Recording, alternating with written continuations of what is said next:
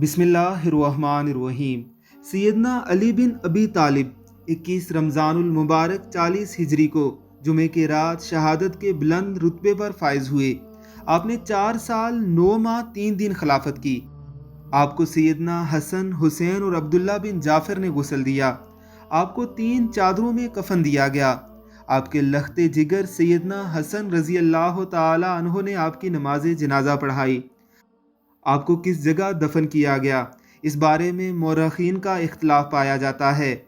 بعض روایات کے مطابق کوفے میں واقع مسجد الجماعت کے پاس یا مسجد الجامع کے پاس سرکاری محل میں دفن کیا گیا، جبکہ ایک روایت کے مطابق سیدنا حسن رضی اللہ تعالی عنہ آپ کی نعش مدینہ طیبہ لے گئے اور یوں مدینہ کے قبرستان میں مدفون ہوئے۔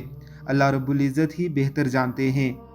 اللہ ہمیں سیدنا علی المرتضیٰ کے نقش قدم پر چلنے والا بنائے۔ آمین ثم آمین۔